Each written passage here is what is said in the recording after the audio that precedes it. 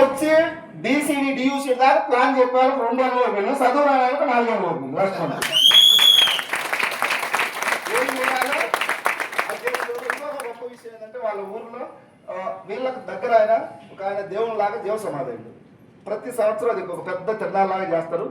ఆ తిరణాల ఈ రోజు 7, 8 జరుగుతుంది. మన ఇలా అప్లైన తిరుమలరావు కూడా ఆ తిరణాల్లోనే ఉన్నాడు. ఈయన కూడా వెళ్ళాలా లేదా? వీళ్ళ అమ్మ వీళ్ళ వైఫ్ అందరూ నీకేమన్నా జరుగుతుంది జాతరకు దేవుని దగ్గరికి రాకపోతే నువ్వు దేవుని వెనక చేసిపోతున్నావు అన్నాడు. నేను ఏమన్నా జరగని నేను వెస్టీజ్ అని చెప్పేసి మునిగి వచ్చిండు, తొందరగా 5 లక్షలు పోవాలని అనుకుంటున్నాను.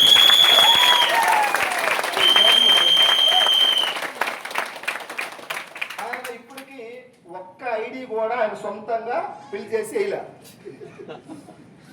ఎవరో ఒకళ్ళు బతిలాడే ఎంచుకుంటారు. వాళ్ళు డౌన్ అయినట్లు ఎక్కడ ఒక అబ్బాయి 9th క్లాస్ అబ్బాయి ఉన్నాడా వాడుకో అతన్ని ఆయన ఫీల్డ్ చేసిపోయి ఐడి నేర్చుకుంటాడు సార్ అని చెప్పి. ఆయన ఎవరు ఆయనకి సార్ మా సార్ అని చెప్పి ఆయన తీసుకెళ్ళి మనసు ఉంటే మార్గం ఉంటుంది. మామూలుగా వెస్టీజ్లోకి రావాల్సిన వ్యక్తి కూడా కాదండి. బిజినెస్ ఫైనాన్స్ అది ఇది ఉన్నాయి.